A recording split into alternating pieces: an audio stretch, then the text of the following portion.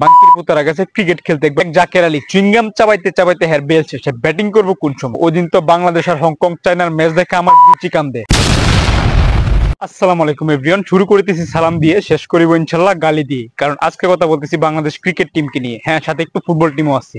আচ্ছা চলেন গতকালকে ম্যাচটাতেই আসা যাক। বাঙ্কির পুতারা করছে এটাকে একবার চিন্তা করেন, 200 রানের ভিতরে বলাররা আটকায় দিছে, কিন্তু এই রানটা বাঙ্কির পুতারা নিতে পারে নাই। ব্যাটাররা করছে কিটা দেখেন, 99 রানে দেখলাম 5 উইকেট নাই, কিন্তু 1 রানের ভিতরে আবার 4 উইকেট একবার খাইয়া দিছে। 99 রানের 5 উইকেট, 100 রানের মাথায় যায় দেখি 9 উইকেট নাই। বাঙ্কির পুতারা কি খেলা খেলে একবার চিন্তা করেন। গতকাল 188 রান চেস করে জিততে পারে নাই। বাঙ্কির পুতারা গেছে ক্রিকেট খেলতে, একবার চিন্তা করেন, তাও আবার একটা ওডিআই ম্যাচে।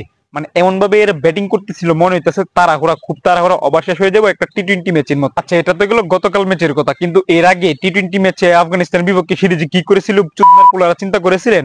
9 রানের ভিতর 6 উইকেট বিলিয়ে দিয়েছিল। কিন্তু ভাগ্য ভালো সোহানে কোনো একটা মানে কি বাইগুনিয়া নাম ছিল, হ্যাঁ ম্যাচটা জিতে আনছে কোনোভাবে।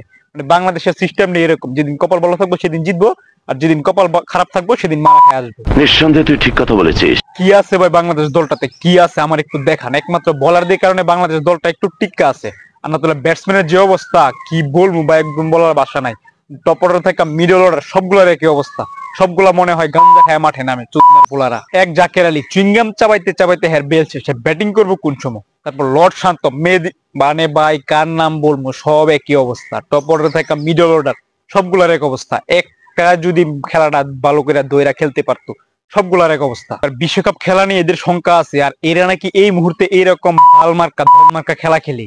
মানে কই গেছে এদের মন মানসিকতাটা একবার চিন্তা করেন। মানে আসলো গেল বেতন পাইলো, এটাই এদের চলে।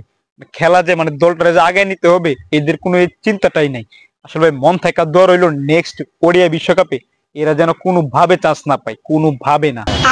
আর ভাই ফুটবল দলের কথা কি বলবো, ওই দিন তো বাংলাদেশ আর হংকং চায়নার ম্যাচ দেখে আমার বিচি কান্দে। না আছে টিম ম্যানেজমেন্ট, না আছে টিম সেট আপ, কিচ্ছু নাই। না আছে ক্রিকেট দলে, না আছে ফুটবল দলে, কোনোটাতে কিচ্ছু নাই। এই ক্রিকেট টিম নিয়ে আমরা স্বপ্ন দেখি যে আমরা একদিন বিশ্বকাপ জিতবো, আর এই ফুটবল ম্যানেজমেন্ট, এই ফুটবল টিম নিয়ে আমরা স্বপ্ন দেখি যে আমরা একদিন বিশ্বকাপে খেলবো। হা হা হা ভাই, হাসি পাই এসব দেখলে, হাসি পাই। আসলে ব্রাজিলের বর্তমান সময়টা খারাপ, যাতে কিছু মানুষ বলতেছে না যে ব্রাজিল হারিয়ে গেছে, কিন্তু ওই যে একটা প্রবাদ আছে না যে ব্রাজিল যেদিন হারিয়ে যাবে সেদিন ফুটবলের মৃত্যু করবে। কিন্তু বাংলাদেশ ক্রিকেট টিমের ক্ষেত্রে ঠিক এর উল্টোটা। বাংলাদেশ ক্রিকেট টিম যখন ক্রিকেট বিশ্ব থেকে হারিয়ে যাবে, সেদিন ক্রিকেট বিশ্বের কোনো বালটাও ছেড়ে যাবে না।